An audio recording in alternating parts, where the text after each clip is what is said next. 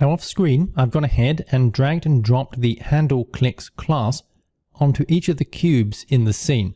So if I select, for example, cube 1, you can see from the object inspector that we have the HandleClicks class script attached. Now I'm going to bring in MonoDevelop to implement that class. So bring that into MonoDevelop here, and you can see that we have the HandleClicks class, and it's pretty much a standard MonoBehavior derived class. But what I need to do first is to include a new namespace, specifically the event systems namespace, because that includes relations to all the objects that we need to use, in particular the event objects. So I'm going to insert a new line here and choose using Unity Engine dot, and from this list I can choose event systems. So from the code completion dialog we have the event systems option. I'm going to select that, and then at the end of the line terminate it with a semicolon. Now here on the HandleClicks class, by default we get update and start, but I don't need either of these events, so I'm going to remove them completely. And then what we are left with is a pretty blank class here.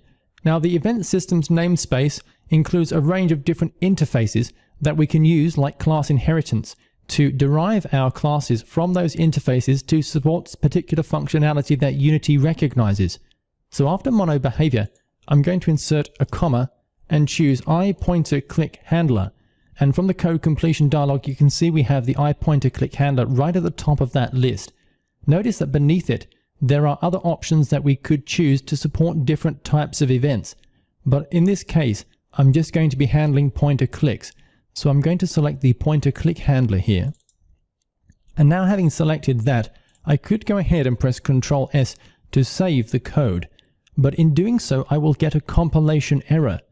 Now the reason for that is because the iPointerClickHandler class contains definitions for particular functions, and it's important for us to handle or implement those functions inside our class here, so that Unity can guarantee that all the functionality supported by that interface is implemented by our class.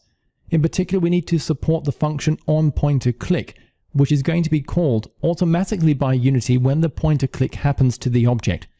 So I'm going to choose public and then void and onPointerClick, and it accepts a single argument. That argument is pointer event data. This is a data structure that contains information about the click event. So I'm going to choose pointer event data, and the name of the argument is going to be event data here, like so. Now when this event happens, I want to print a message to the console that prints the name of the selected object. To do that, I'm going to choose debug.log, and the text is going to say you clicked. I'm going to use a colon and then plus, and I need to get the name of the object that is selected, and this data is included inside the event data structure. So I'm going to select that data structure and press event data dot, and the variable pointer press contains a reference to the game object in the scene that was selected. So I'm going to choose pointer press and then choose dot and name to print the name of that object, and press Ctrl S on the keyboard to save that code.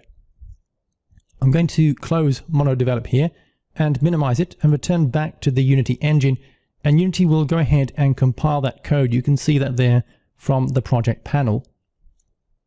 Now I'm going to press play on the toolbar and switch to the console panel and clear out any warnings in there.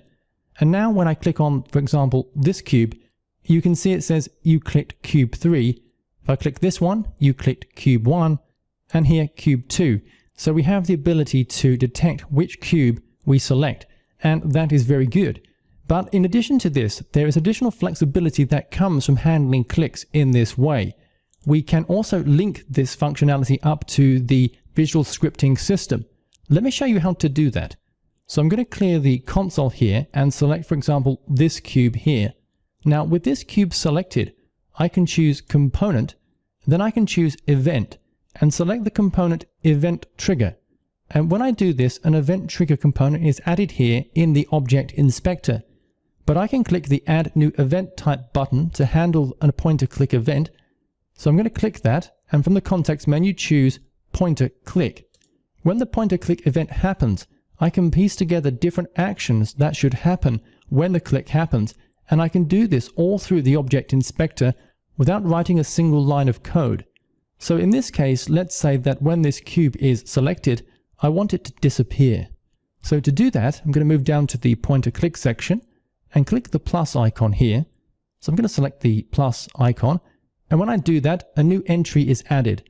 I have to define the object to which the functionality should actually happen. In this case, I want this cube, this one, to disappear. So I'm going to drag and drop cube 01 into this slot here.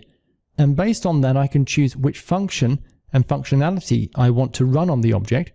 So I'm going to click on that drop-down list, and we get a range of different components that we can choose. In this case, I want to make the object disappear, so I'm going to select Game Object, and off screen there is the option for Set Active. I'm going to choose that option, Set Active. And here we have a checkbox to indicate whether Set Active should be true or false. In this case, because I want to hide the object, Set Active should be false, so I'm going to leave this checkbox unticked here.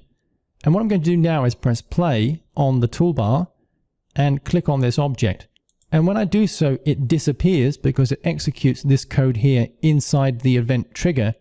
And in addition to that, it runs the pointer click function and prints the name of the cube as well. So we have this ability that by using the event system, we can handle clicks on objects and perform functionality both through code and through scripting inside the Object Inspector. That's very powerful and flexible.